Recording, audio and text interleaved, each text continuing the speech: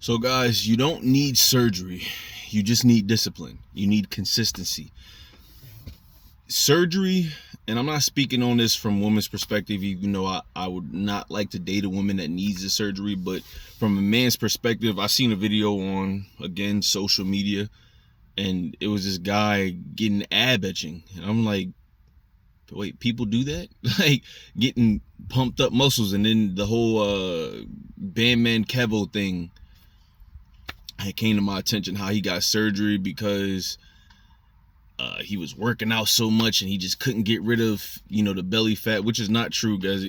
When somebody's working out, and take it from a guy who's done it so long, when somebody's working out hard and you see them working out hard, and they can't get rid of the belly fat or fat from stubborn areas, they're not eating properly.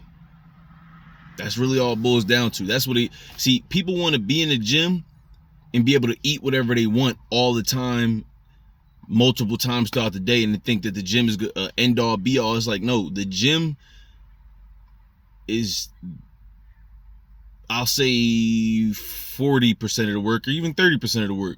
But what you do in that kitchen, the rest you getting, what you putting in your mental, the meditation, that's 70% of the work. The stretching and recovery, like, that's 70% of the work, bro. And like I said, I just don't understand that instant gratification thing. And if you notice, most people that get like the liposuction, I know a lot of women that get surgery and they're back at square one within a couple months, maybe, a year or so, like that, talking about, yeah, I gotta go see my doctor again. And guys, like, I've had, some of y'all know I had skin cancer, and one of those surgeries, I had issues waking up. I remember lying about my weight going into that, and the anesthesia wasn't accurate. The amount of anesthesia wasn't accurate with my weight. So pretty much they gave me a dose for a smaller man, and I almost didn't wake up. I kind of didn't wake up. He told me he had to, my doctor told me he had to, resuscitate me, or whatever the word is. So as somebody who had to get so many surgeries because of skin cancer, I wouldn't even get surgery unless it's like a dire situation. You got cancer, you might have to get something amputated. Maybe it's like, if you don't get the surgery, you're gonna die, pretty much. That's why I wouldn't do it. Like, bro, before you get a surgery, they make you sign a death waiver. If something goes wrong, which a lot of times it does, if that anesthesia is too much or too little, hey, bro, you might not wake up. Rest in peace to DC Young Flies, the mother of his children. Real sad situation, and like, it's just tragic. Because social media plays a lot into our standards, whether it comes to beauty as from women, or standards as from men. Like, some of the dudes y'all look up to are on steroids, or unfortunately they've had surgery. Some of the women that a lot of these women look up to, especially younger women that look up to some of these women, they've had surgeries. Now, I'm all for you putting in the work, and then maybe if you got loose skin, maybe I might have it, like, when I lose, enough weight, I might have like the loose skin at the bottom of my stomach. You don't need to go under the knife to get that fixed. You can go to like the skin tightening thing to do that.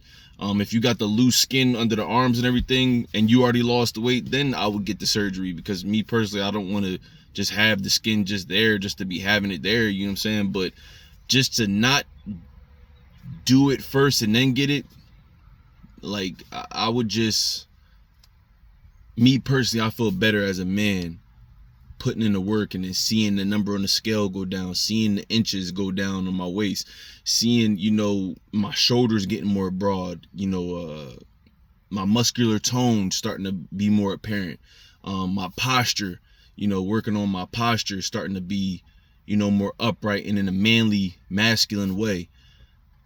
I enjoy the work. The more work I put into the kitchen, into my mental, into how much sleep I'm getting, I know I'm going to get there. What I felt in the past was just always trying to rush the process, and thinking about the end result, when really, if you fall in love with doing the work in between the process, the end result, and the starting result, then you're gonna get there. Some people it takes longer than others, but you're going to get there, and you'll feel better about it because of all that work and stress you put yourself through to get to that point. And and just surgery is just so dangerous. Like I said, I'm not against a woman that's had so many kids and wanting to get a mommy makeover, but just like I said, if that's you in a situation like that with you and your girl, that's something that y'all got to talk about and pray about, and just make sure, like, hey, look, you sacrificed your body for me umpteen amount of times, like, and I just want to let you know I love you, and if you don't go through this, you still work for me, you still perfect for me. If you do want to go through this, like, we're going to be praying through the whole course of it. We're going to make sure prior to going into that, we're taking care of our body, going on walks, maybe going on runs, making sure our body's operating properly, putting the right amount of food in our body, and just leaving the rest to God.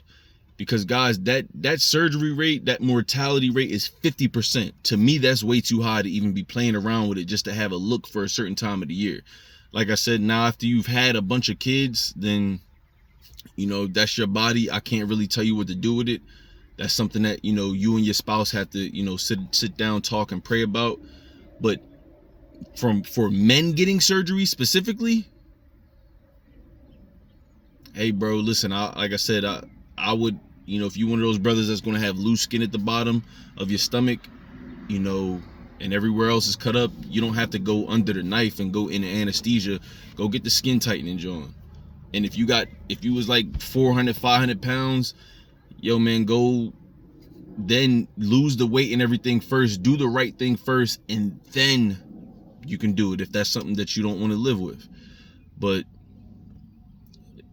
man, it's just a lot of people out there that's going to ruin their lives, because most times when people get the surgery and they go under the knives, and I was watching a documentary, a lot of times people really aren't happy with the results, so they continuously do it. Or when they are happy with the results, they'll look at themselves and say, all right, well, what else can I fix? And then that's when you see some of these women that look like freaking Barbie dolls, like it's just a bunch of plastic, their faces look weird and distorted. It's like, what expression is she making? It's like, is she talking? She's barely moving her lips. And it's just like I was telling a friend this other day, like, we opened Pandora's box and it's not closing. So all the stuff that we may have had hidden, or may have like kind of kept off from what people can do, now the technology is getting more prevalent, now the technology is getting better.